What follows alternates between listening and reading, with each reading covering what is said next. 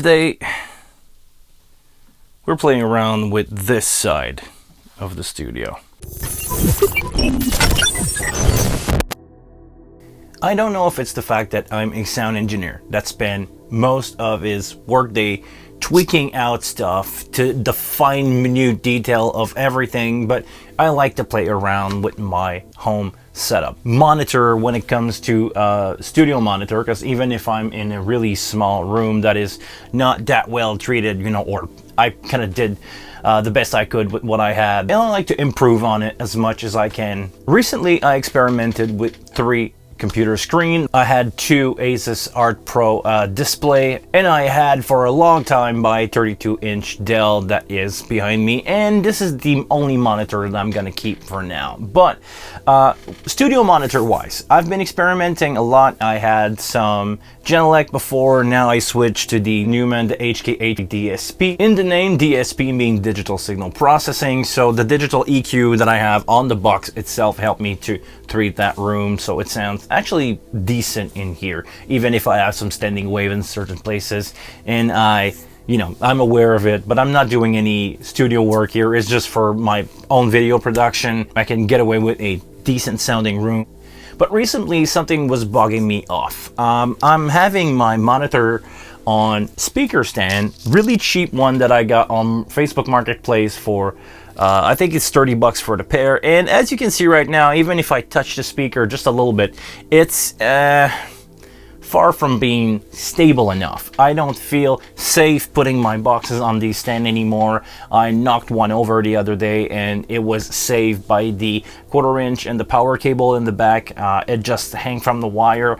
I don't want that to happen anymore. I tried to look for a monitor stand that will suit my setup. I don't have that much room behind me to play with, and I would like to have my monitor as freestanding as possible.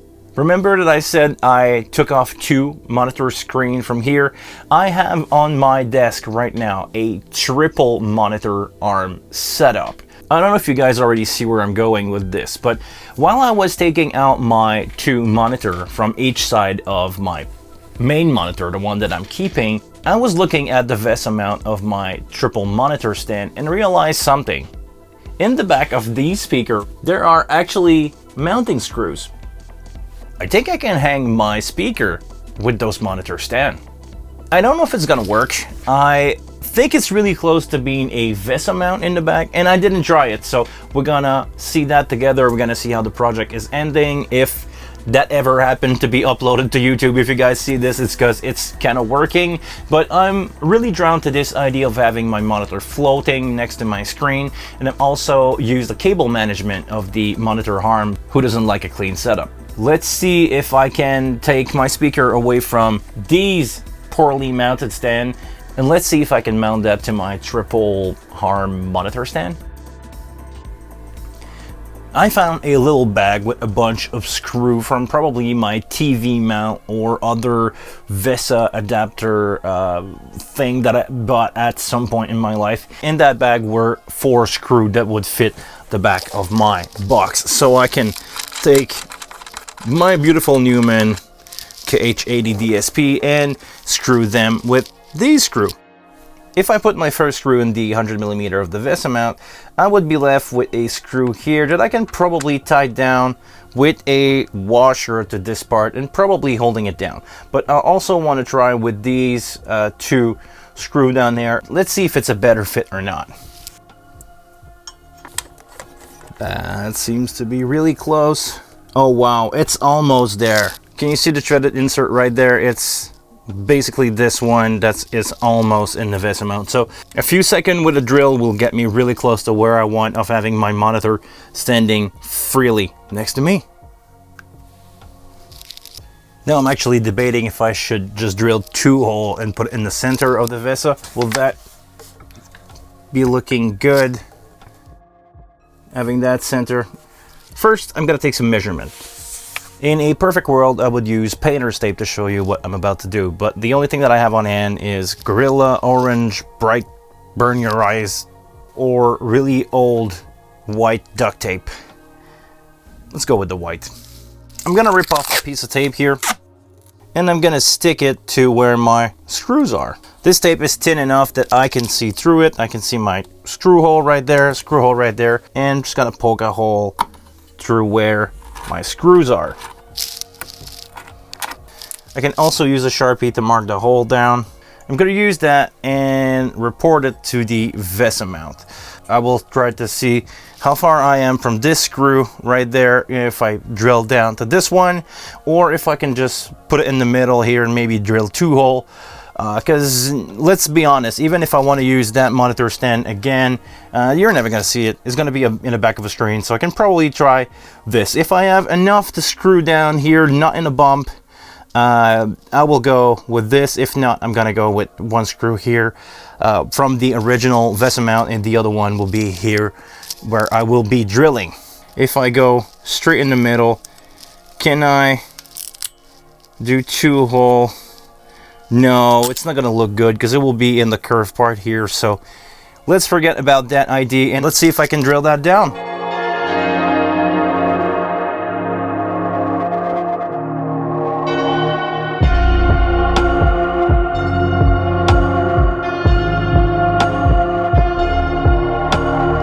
We're not quite there yet. I would need to play around with the adjustment of the monitor, but it seems to hold the weight. That was the first thing that I was afraid that it would not hold the weight.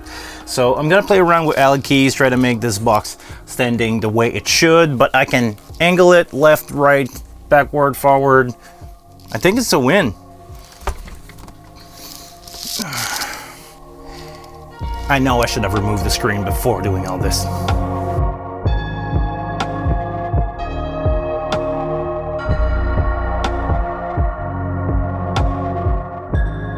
On this one, I made the hole a little bigger, so that way I have leverage if I ever want to move my box a little. Now let's take the screwdriver and make that really tight. Now that I have some kind of cable management, I will be able to run Cat 5e to these boxes. You can download an iPad app that allow you to tweak the speaker for your room. Just plug them on my switch on the other side of that wall, so they will be always available for me to tweak if I ever want to. Because this is a temporary setup, I'm gonna use electrical tape. If I'm liking this setup, I'm gonna go with zip ties.